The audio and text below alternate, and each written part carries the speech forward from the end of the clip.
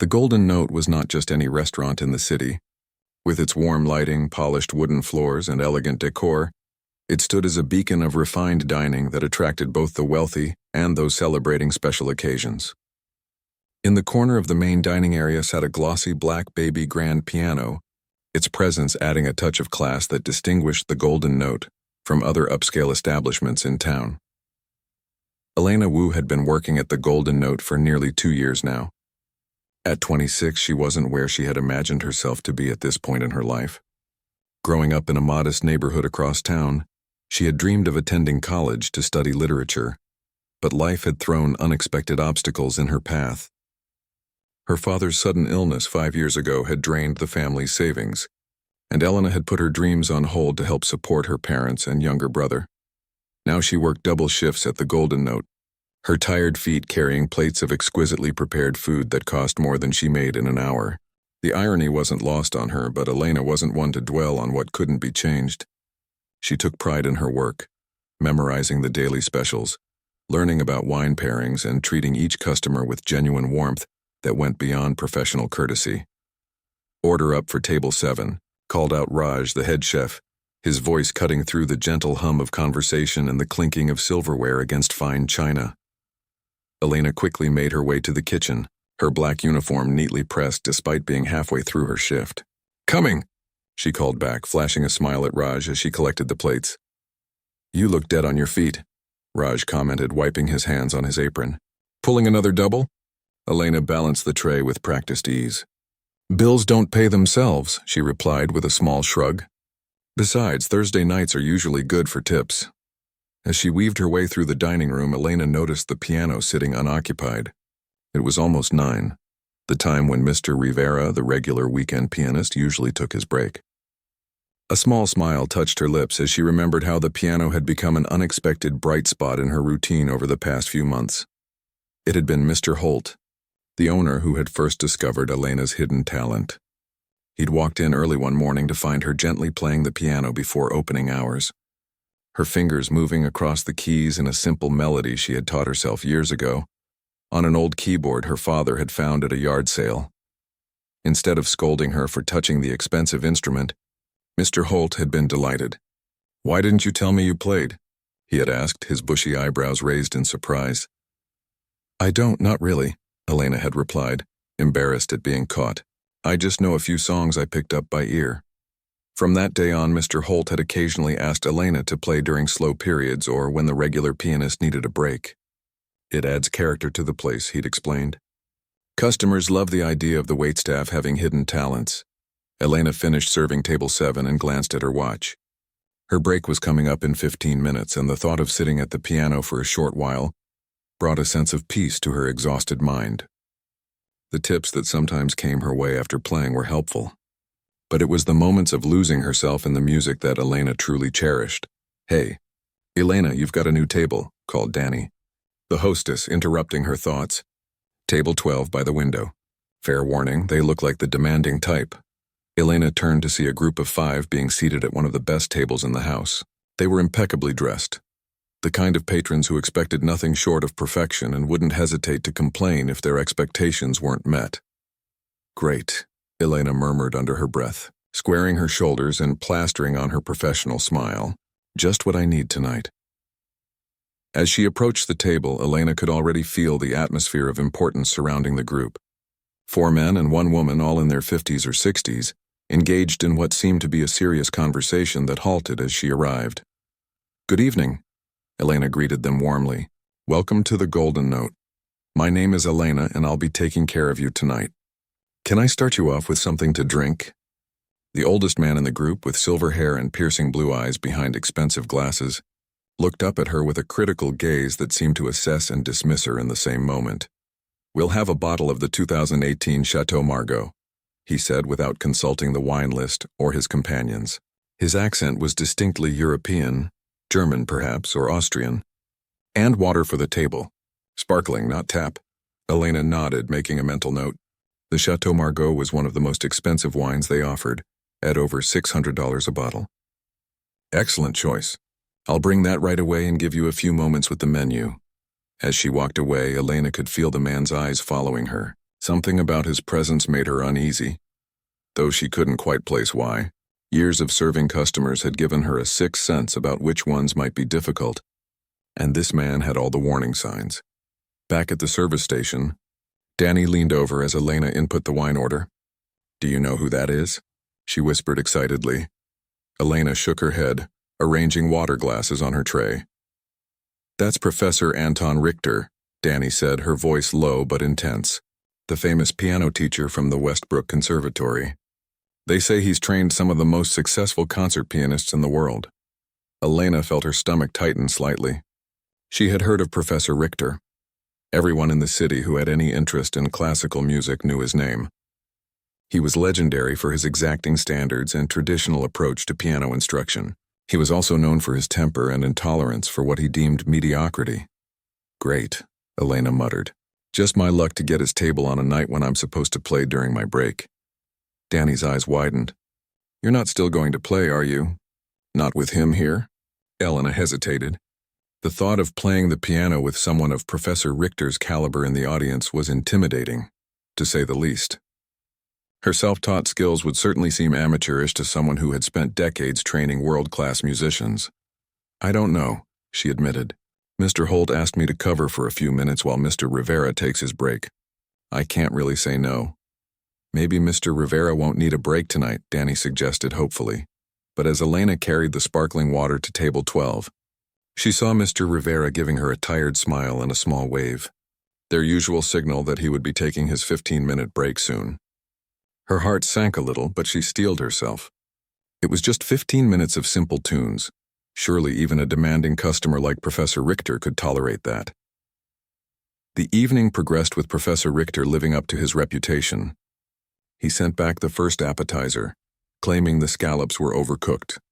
He questioned Elena extensively about the preparation of each dish, interrupting her explanations to correct what he perceived as inaccuracies. His companion seemed accustomed to his behavior, occasionally exchanging glances but never contradicting him. By the time Elena had cleared their main course plates, her nerves were frayed. The tension at table 12 had affected her entire section, with other customers picking up on the strained atmosphere. To make matters worse, Mr. Holt had appeared at her elbow during a brief moment at the service station. "Elena, can you still cover for Rivera? He's not feeling well. Might be coming down with something." "Just 15 minutes, the usual pieces you play." His expression was hopeful, leaving little room for refusal. Elena glanced over at table 12, where Professor Richter was lecturing one of his companions about the proper way to appreciate the cognac he had ordered. "I don't know if tonight is a good night, Mr. Holt," she began hesitantly. "We have some particular customers." Mr. Holt followed her gaze and nodded in understanding. "Ah, Professor Richter. I see." He considered for a moment, then smiled encouragingly. "Don't worry about him.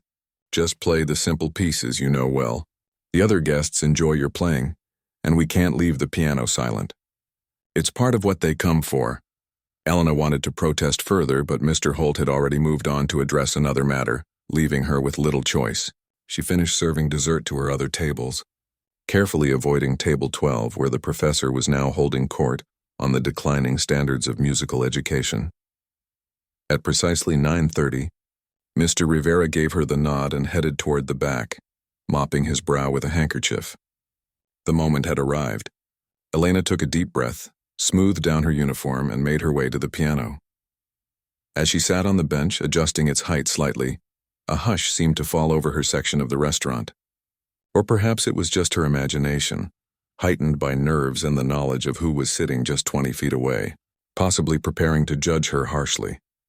Elena placed her fingers on the cool ivory keys, feeling the familiar smooth texture that always brought her comfort. She began with a simple melody, a piece she had played countless times during these breaks. It wasn't classical in the strict sense, more of a contemporary piece with a gentle flowing quality that suited the dinner atmosphere. As she played, Elena felt the familiar sense of calm washing over her. The restaurant, the customers, even the intimidating presence of Professor Richter, all faded into the background as she focused on the music. Her technique might not have been perfect, but there was an earnestness to her playing that regular customers had often commented on. For a few blissful minutes, Elena was lost in the simple joy of creating something beautiful. The weight of double shifts, financial worries, and delayed dreams lifted from her shoulders, replaced by the pure pleasure of the moment. She was so absorbed that she didn't notice the sudden silence that had fallen over table 12, or the way Professor Richter had straightened in his chair, his conversation forgotten as his attention fixed entirely on the waitress at the piano, his expression darkening with each note she played. Professor Anton Richter was not a man who tolerated mediocrity. For over 40 years, he had shaped the minds and talents of pianists who went on to perform in the most prestigious concert halls around the world. His methods were old school and uncompromising, a fact that had earned him both respect and fear in equal measure. Tonight was supposed to be a celebration.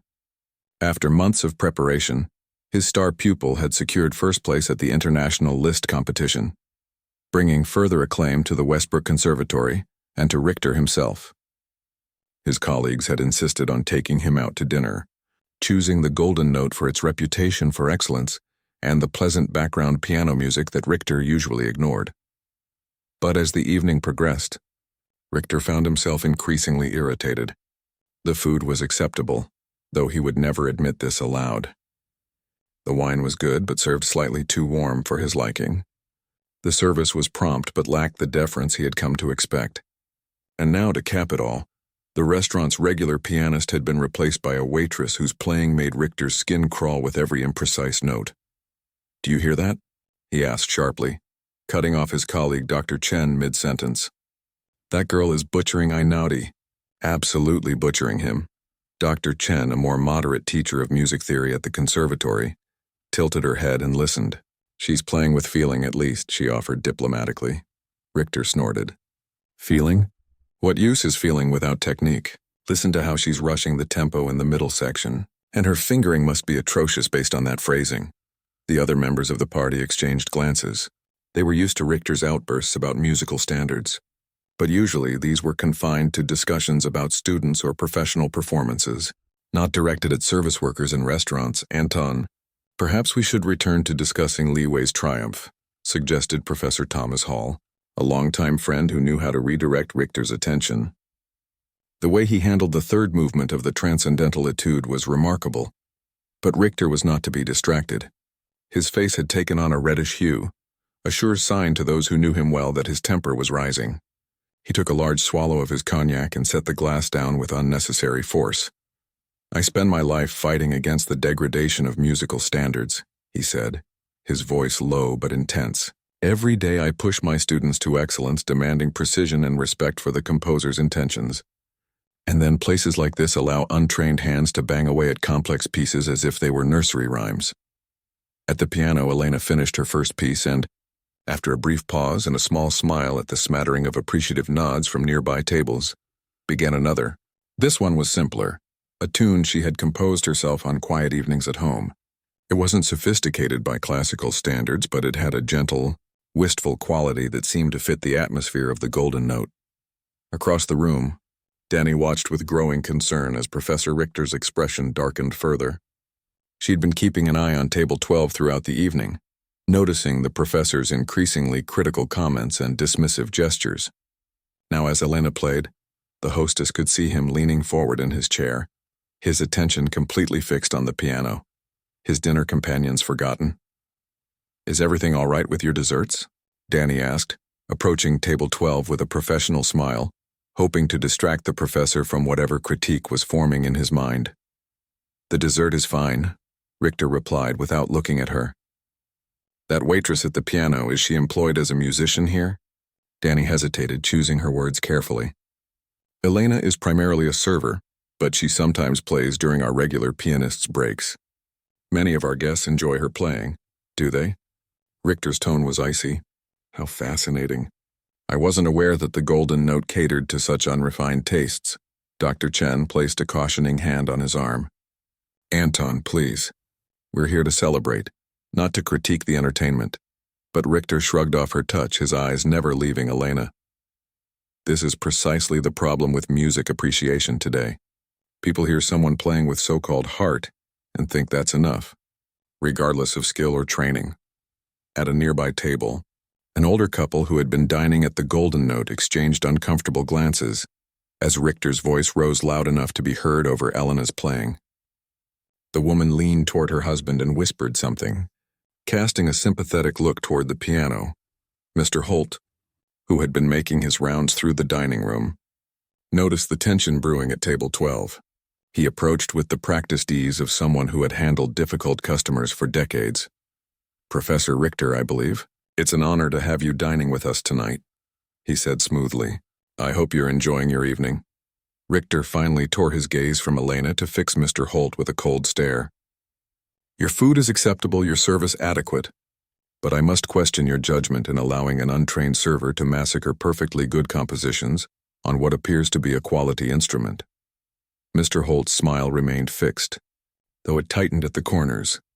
"Elena plays for the enjoyment of our guests during short breaks. She's quite popular, actually." "Popular?" Richter scoffed. "McDonald's is popular.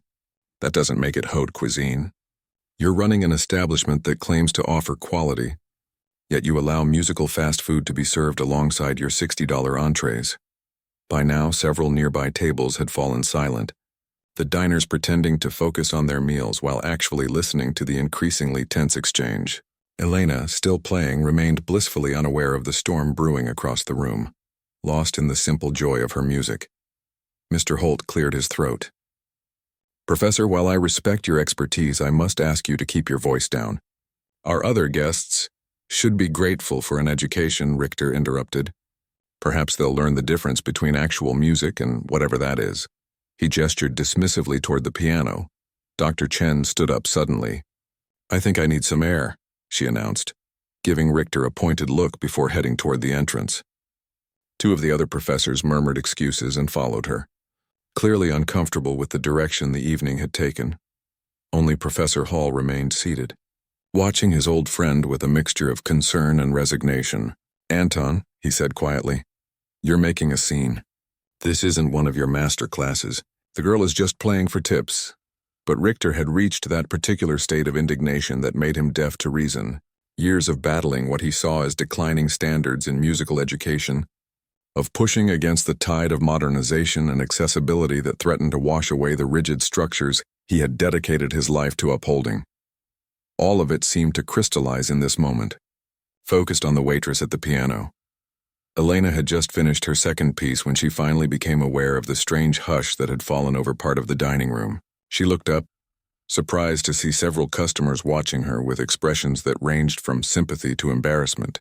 Following their gazes, she turned slightly to see Professor Richter staring at her with undisguised contempt. A cold feeling settled in Elena's stomach. She had been so absorbed in her playing that she hadn't noticed the commotion. Now, as she prepared to start her third and final piece, her fingers suddenly felt stiff and unsure on the keys. "Don't stop on my account," called Richter, his voice carrying clearly across the now quiet restaurant. "By all means, continue to demonstrate how Chopin should not be played." Elena felt her face flush hot with embarrassment. I wasn't playing Chopin," she said, her voice barely audible. "Ah," Richter replied, standing up from his table. "Then perhaps it's even worse than I thought. You were playing something original?" Mr. Holt stepped forward. "Professor, please. This is unnecessary." But Richter was already moving toward the piano, cognac in hand, his tall figure imposing in his perfectly tailored suit. The few conversations that had still been happening around the restaurant died away as diners turned to watch the unfolding drama. "I'm curious," Richter said, coming to stand beside the piano bench. "What qualifications do you have to sit at this instrument?" Elena's hands fell to her lap. "None, sir," she admitted, her voice small but steady. "I just play by ear. For fun." "For fun," Richter repeated as if the concept was foreign to him. "Music is not fun, young lady. Music is discipline. Music is years of study and practice and sacrifice." Danny had hurried over and now stood anxiously behind Mr. Holt, who appeared torn between protecting his employee and not causing a bigger scene with a prominent customer. "Perhaps this isn't the best time for this discussion," Mr. Holt suggested. "Elena, why don't you take your break now and Mr. Rivera can—" "No," Richter cut in. "I want to understand something. He addressed Elena directly. "You work here as a waitress, yes? You're trained to carry plates, take orders, describe menu items?" Elena nodded, unsure where this was going. "And would you ever presume to walk into the kitchen and take over from the chef?" To prepare a souffle without any culinary training? No, of course not, Elena replied. Then why? Richter continued, his voice rising. Do you presume to sit at this piano and inflict your untrained playing on paying customers who came here expecting quality? The restaurant had fallen completely silent now. Even the kitchen staff had emerged to watch, sensing the tension in the air. Professor Hall had also stood up and was making his way toward his friend, concern evident on his face. Elena looked around at the sea of faces watching her, feeling exposed and humiliated. But somewhere beneath the embarrassment, a small spark of defiance flickered to life. This man might be a famous teacher, but who was he to crush something that brought her joy? Music belongs to everyone, she said quietly, meeting his gaze. Not just to people with formal training. Richter's eyebrows shot up in surprise, then lowered in anger. He set his cognac down on top of the piano with deliberate slowness. Does it indeed? He said, his voice dangerously soft. Then perhaps you won't mind if I offer you a lesson. Free of charge. A heavy silence hung in the air of the Golden Note restaurant. The soft clink of silverware had ceased. The murmur of conversation had died away. And even the kitchen staff had fallen still, watching through the service door as the famous piano teacher loomed over Elena at the piano. A lesson? Elena repeated, her throat suddenly dry. She glanced toward Mr. Holt, hoping for some guidance, but he seemed as frozen as everyone else, caught off guard by the unexpected turn of events. Yes, a lesson, Professor Richter confirmed, his voice carrying in the quiet room. Since you believe music belongs to everyone, regardless of training or talent, I'm curious to see just how far that philosophy extends. Professor Hall had finally reached his friend's side and placed a cautioning hand on his shoulder. Anton, this isn't appropriate. Let's return to our table and finish our celebration. But Richter shrugged off the hand without even looking at Hall. His focus remained entirely on Elena, his eyes cold and assessing behind his expensive glasses. Tell me, he said, what piece were you about to play next? Elena swallowed hard. Just a simple version of Clair de Lune, she admitted. I learned it by watching videos online. Several emotions flickered across Richter's face in quick succession. Shock, outrage, and finally a cold sort of amusement. Debussy, he said. You were going to play Debussy without formal training? He gave a short, humorless laugh. This grows more interesting by the minute. Elena began to stand, intending to return to her serving duties and escape this uncomfortable situation, but Richter raised a hand. No, please, he said, the politeness of his words belied by the steel in his voice. I insist you continue. Play your simple version of one of the most nuanced compositions in the piano repertoire. Across the room, Danny caught Elena's eye and gave a small, encouraging nod.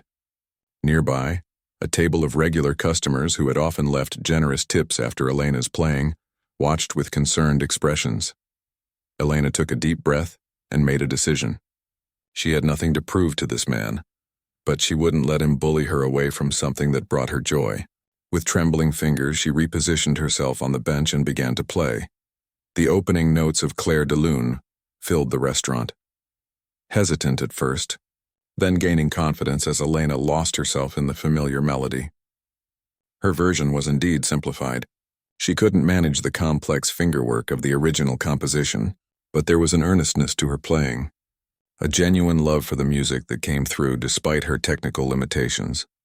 For a few moments, Richter said nothing, simply listening with his head tilted slightly to one side, his expression unreadable. The other diners remained quiet, the tension in the room almost palpable as they waited to see how the famous teacher would react. Elena reached a particularly difficult passage, and her fingers faltered slightly. She pushed through, adapting the complex runs into simpler patterns that maintained the spirit of the piece, if not its technical complexity.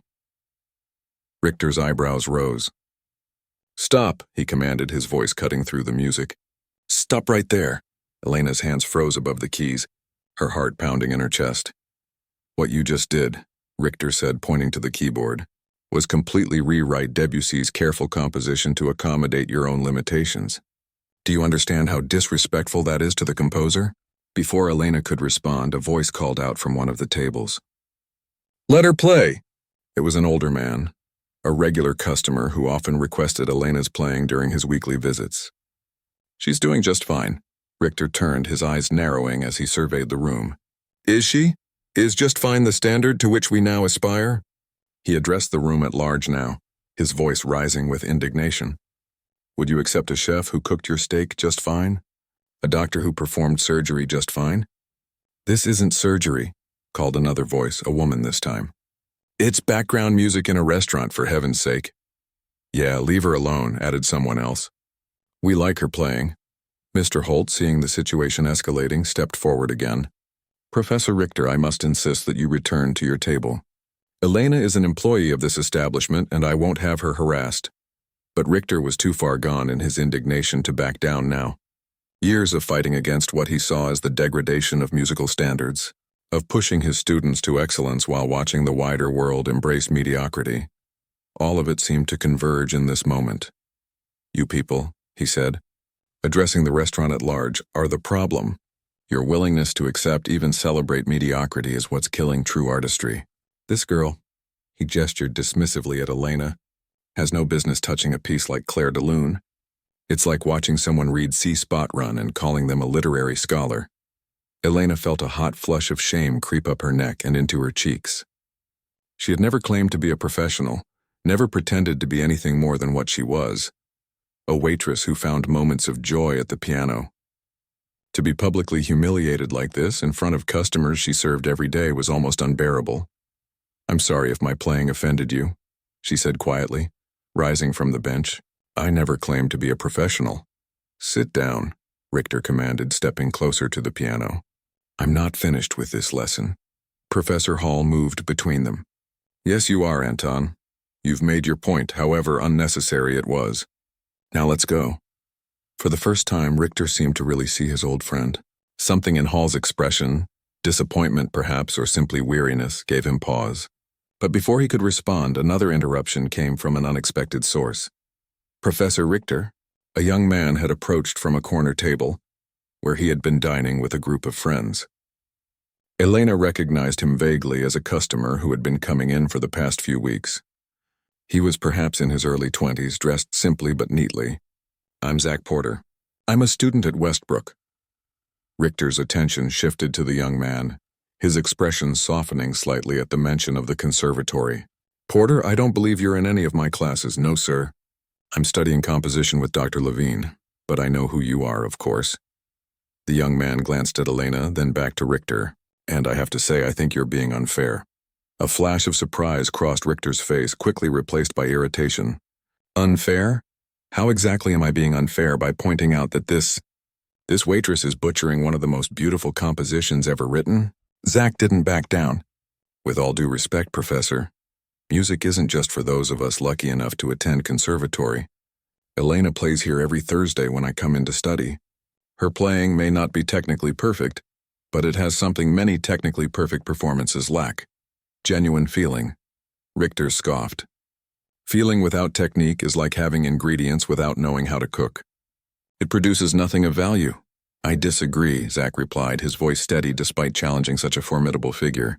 And I think Debussy might disagree too. Didn't he say that music is the space between the notes? Elena may simplify the notes, but she understands the spaces. A murmur of approval rippled through the restaurant.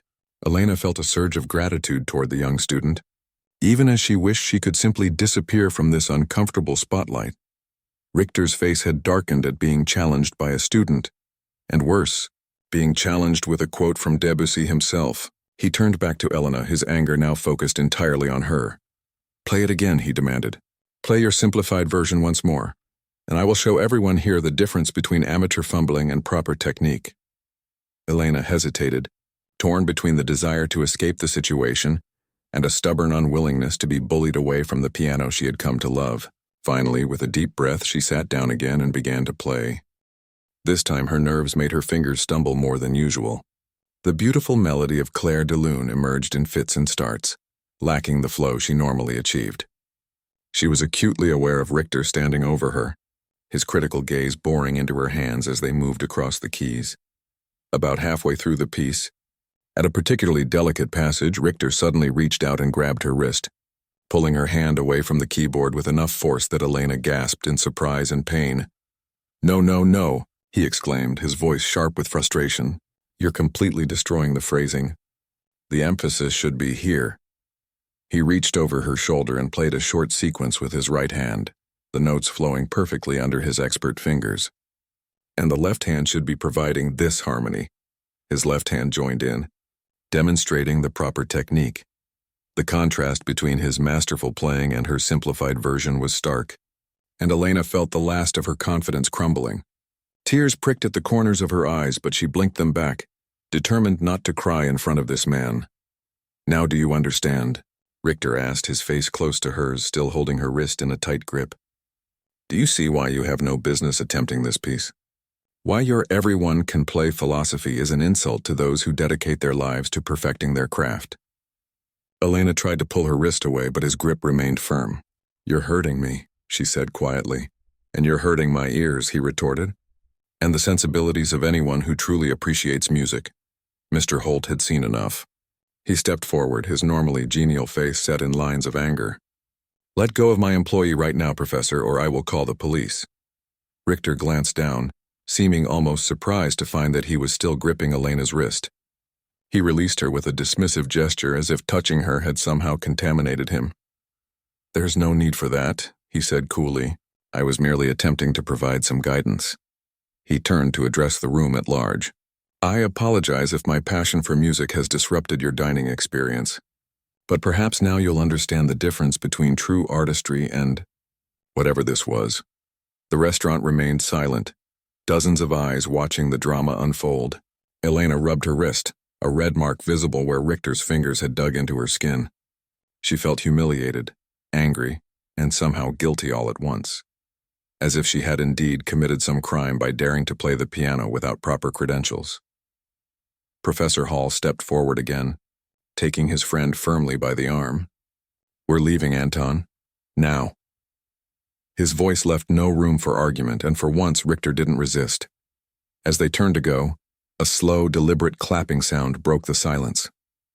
A woman had stood up from a table near the back of the restaurant, an older woman with silver hair and the straight-backed posture of someone used to commanding attention.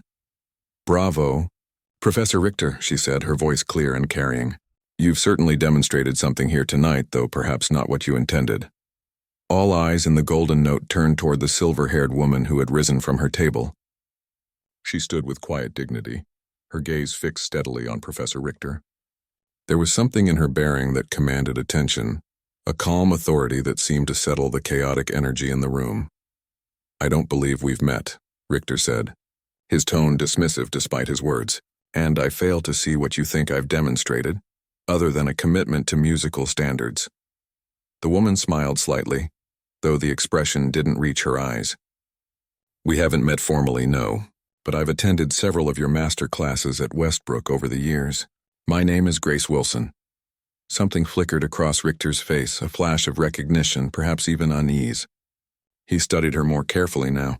"Wilson? The name is familiar." "It should be," she replied, moving away from her table and walking slowly toward the piano. "I taught at the Paris Conservatory for 35 years.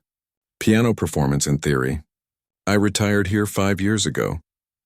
She turned to Elena, who was still sitting at the piano bench, rubbing her wrist where Richter had grabbed her. "Are you all right, dear?" Elena nodded, too overwhelmed to speak. This elegant woman was a retired professor from one of the most prestigious music schools in the world, and she had been quietly eating dinner while Elena played her amateur versions of classical pieces. Richter had stiffened at the mention of the Paris Conservatory. Even he couldn't dismiss credentials like that. "I see," he said, his voice cooler now, more controlled. "Then surely you must agree that technical standards should be maintained. That allowing untrained individuals to mutilate great compositions is a disservice to music itself." Grace Wilson reached the piano and gently placed a hand on Elena's shoulder. "May I?" she asked, gesturing to the bench. Elena immediately stood and moved aside, still clutching her wrist. With surprising agility for her age, Grace sat down at the piano and placed her hands on the keys. Without preamble, she began to play the same section of Clair de Lune that Elena had attempted, but with the full technical complexity that Debussy had written. Her fingers moved across the keys with practiced ease, drawing out the delicate melody and complex harmonies with perfect precision. The restaurant fell completely silent as the beautiful music filled the space. Even Richter seemed transfixed, watching her hands with the appreciation of one master for another.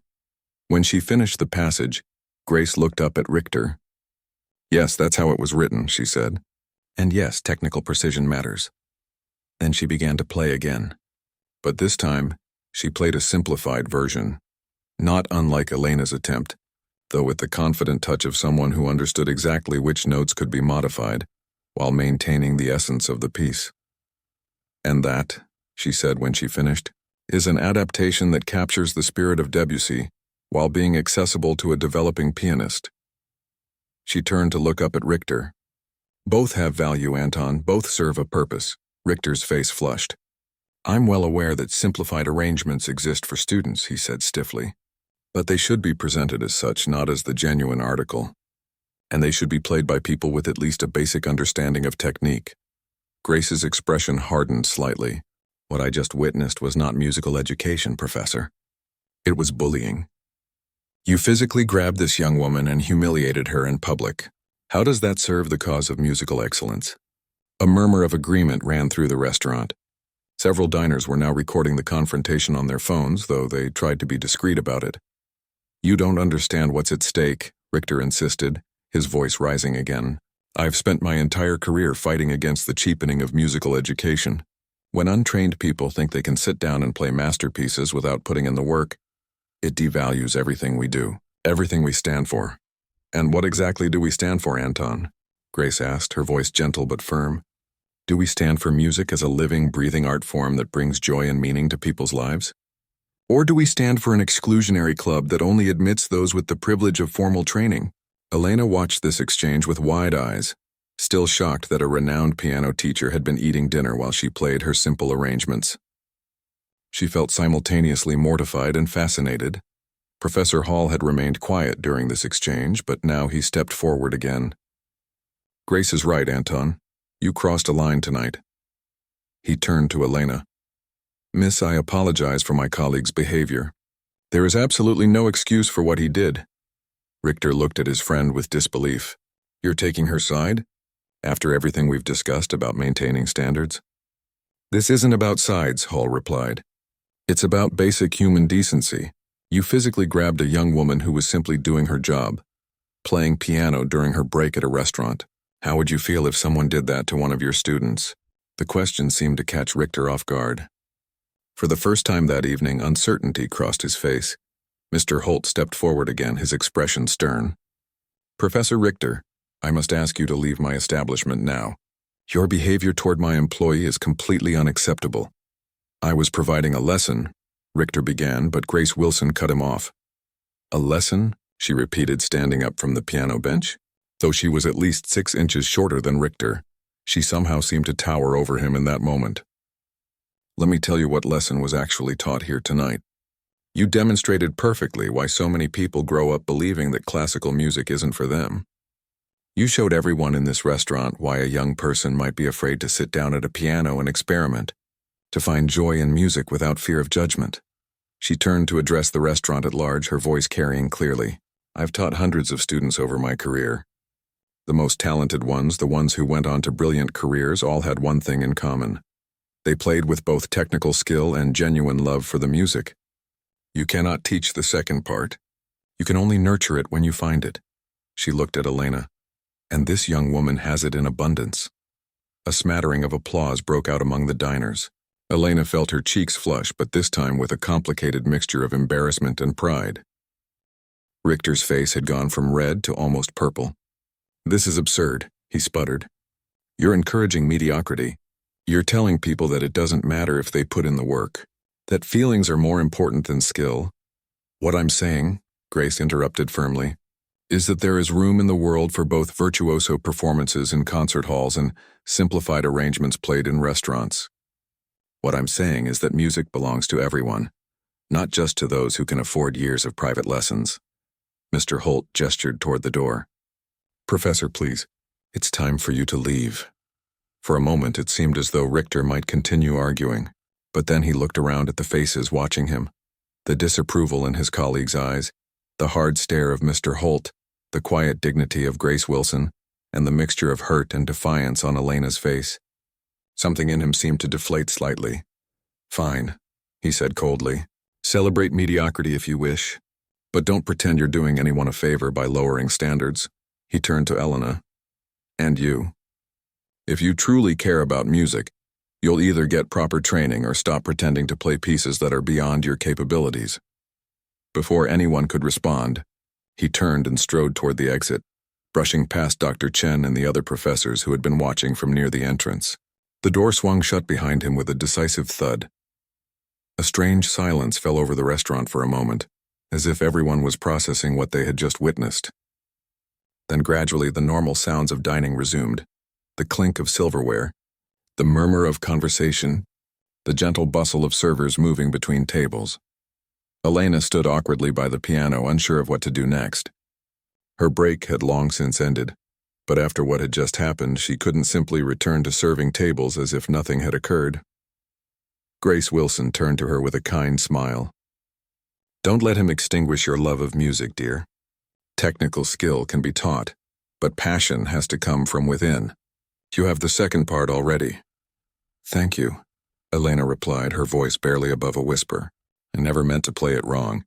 I love that piece so much, and I wanted to find a way to play it, even if I couldn't manage the original version. There's nothing wrong with that, Grace assured her. Debussy himself was considered a musical rebel in his time. He broke rules that everyone thought were unbreakable. I think he'd be quite pleased to know his music is still bringing joy to people, in whatever form they can access it. Mr. Holt approached them, his expression concerned. Elena, are you all right? Your wrist? Elena looked down at her wrist where a faint red mark was still visible. I'm fine. It doesn't hurt anymore.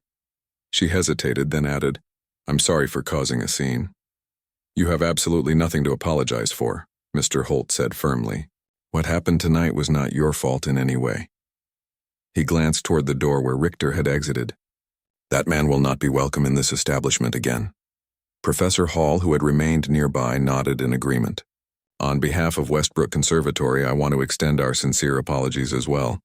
Professor Richter's behavior was completely unacceptable and does not represent our institution's values.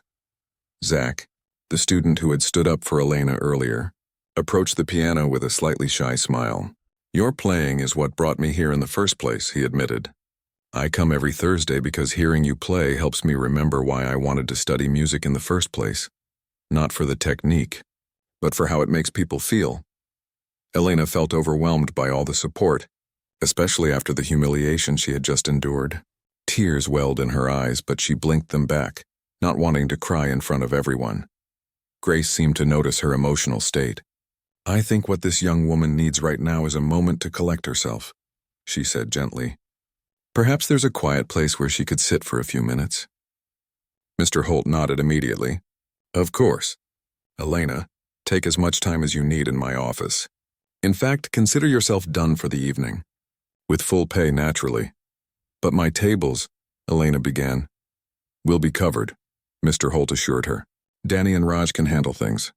You've been through quite enough for one night.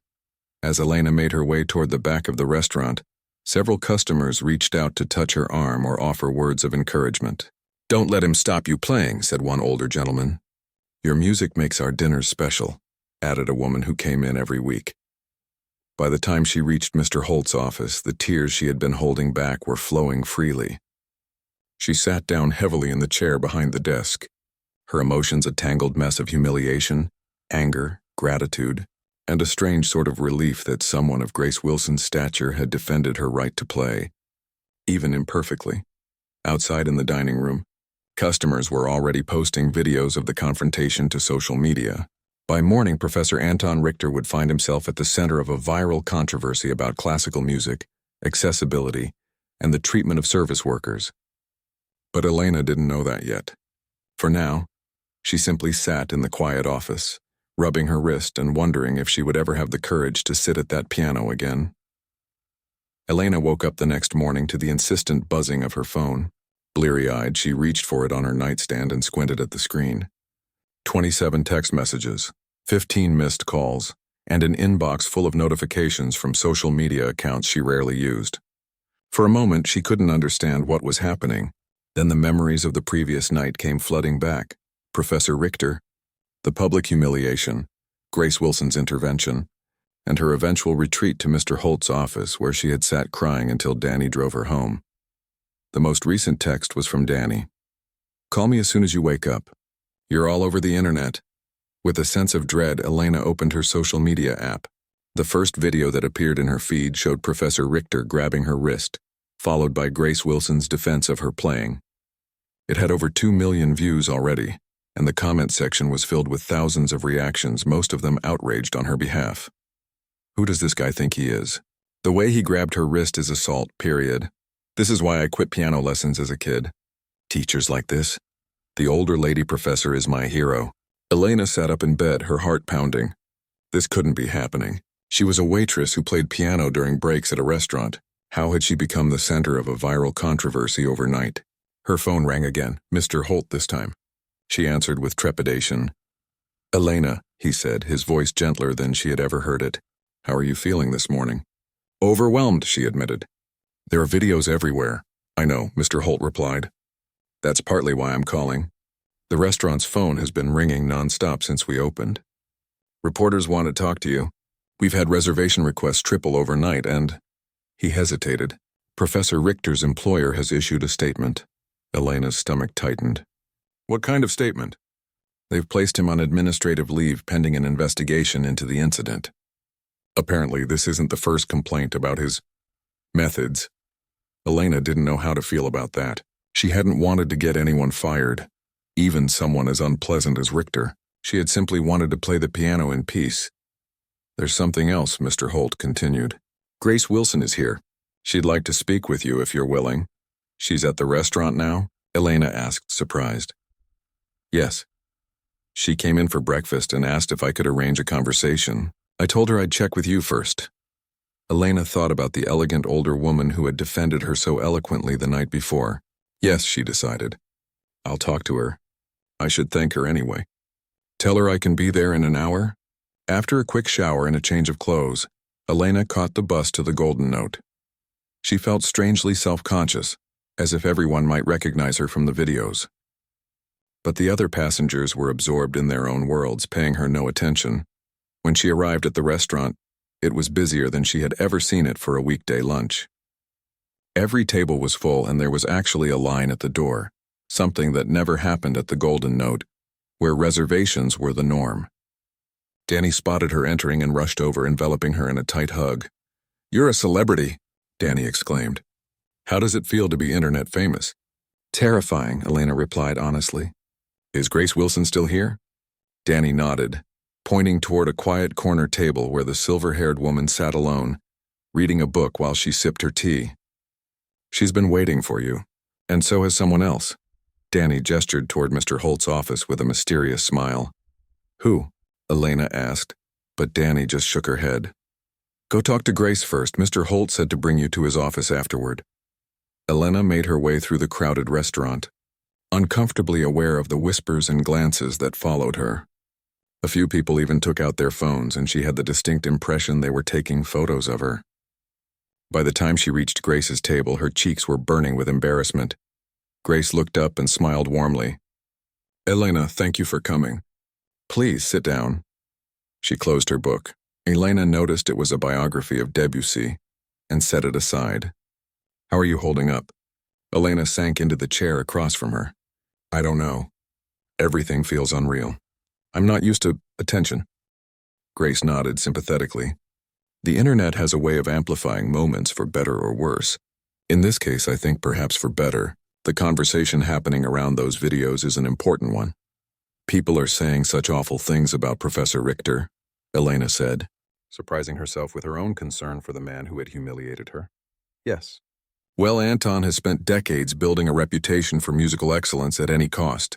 Perhaps it's time for him to reconsider that approach." Grace studied Elena thoughtfully. "But I didn't ask to meet with you to talk about Anton Richter. I wanted to talk about you and your playing." Elena looked down at the table. "My playing isn't very good." He was right about that, even if he was cruel about it. "Technical proficiency and good are not always the same thing," Grace replied. "You play with genuine feeling, and you've found creative ways to adapt pieces that are beyond your current technical abilities. That shows both musicality and intelligence." She reached across the table and gently tapped Elena's hand. "I'd like to offer you piano lessons. Free of charge." Elena's head snapped up in surprise. "What, why would you—" "I mean, you taught at the Paris Conservatory. Why would you want to teach me?" Grace smiled. "I've taught many technically brilliant students who played with perfect precision but no soul. I rarely encounter someone with the opposite quality, all heart but limited technique. I find myself curious to see what might happen if we combined your natural musicality with some formal training." Elena was speechless. After years of putting her dreams on hold, of believing that education was something that had passed her by, the idea of studying with a world-class teacher seemed impossible.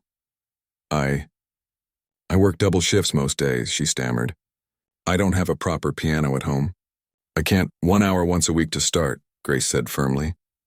"We can use the piano here before the restaurant opens. Mr. Holt has already agreed." She tilted her head, studying Elena's shocked expression. "Unless you don't want to learn?" "No. I mean, yes, I want to learn," Elena said quickly. "I just can't believe you'd offer to teach me, after hearing me play so badly." "I didn't hear you play badly," Grace corrected. "I heard you play differently. Now, shall we say Tuesday mornings at 9? Before your shift?" Still dazed, Elena nodded. Grace seemed pleased and picked up her teacup. "Excellent. Now, I believe Mr. Holt has someone waiting to speak with you in his office. You should probably head there next." Elena thanked Grace profusely before making her way to Mr. Holt's office, wondering who could possibly be waiting for her there. Perhaps a reporter? The thought made her stomach clench with anxiety. But when she knocked and entered the office, she found Mr. Holt sitting behind his desk with Zach, the music student who had stood up for her the night before. "Elena," Mr. Holt greeted her with a smile. "Zach here has a proposition for you." "I'll let him explain." He stood and excused himself, leaving the two young people alone in the office. Zach looked nervous, fidgeting with the strap of his messenger bag. "Hi, Elena, thanks for meeting with me.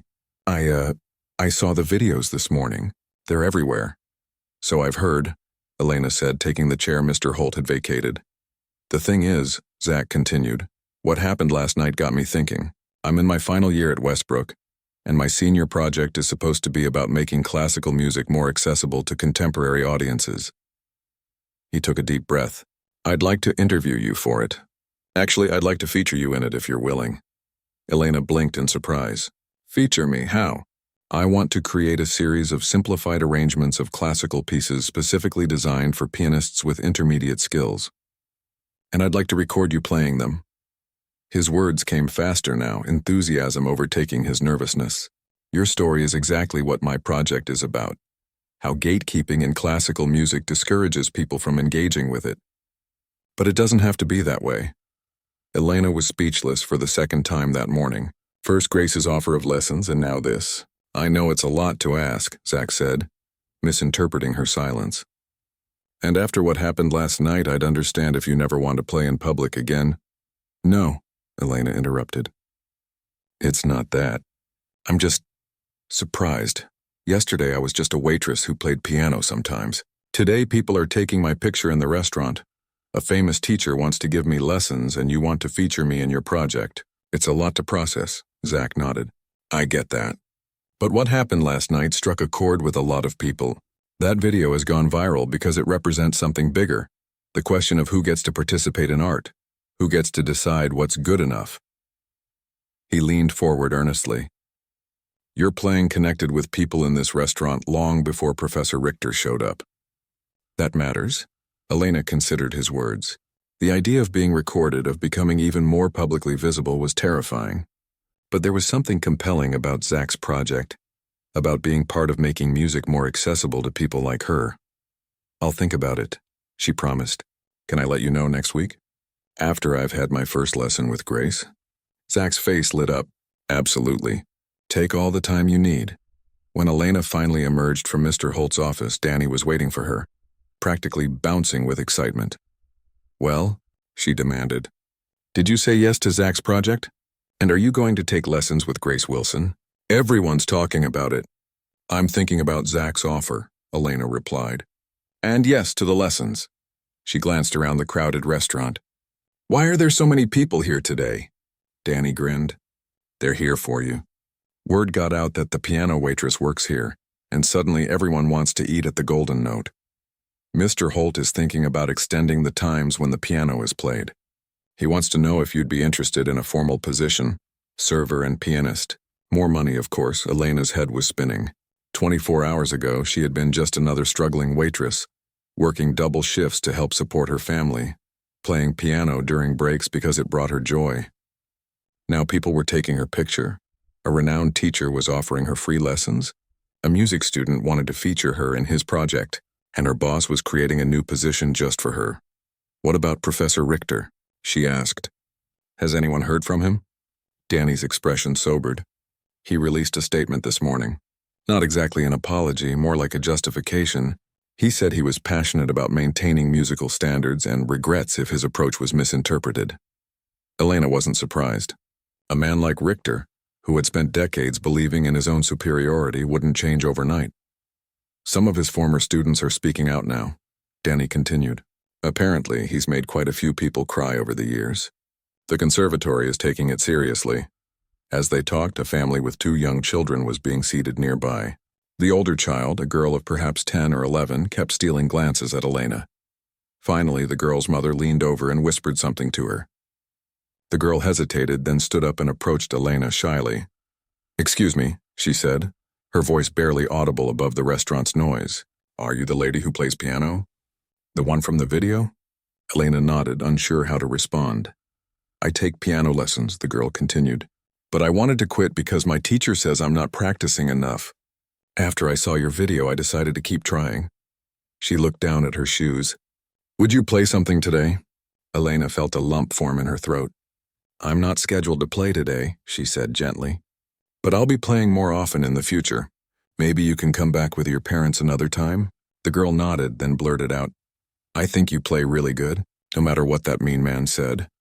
As the girl returned to her table, Elena felt something shift inside her.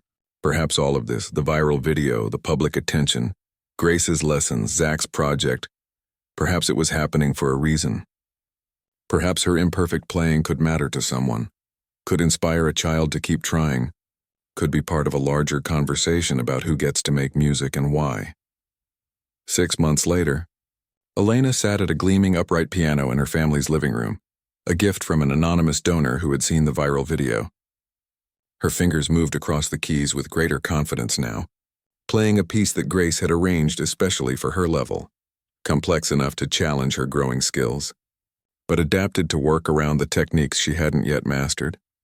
On the wall hung a framed article from the local newspaper with the headline, "Viral Piano Confrontation Leads to Community Music Program."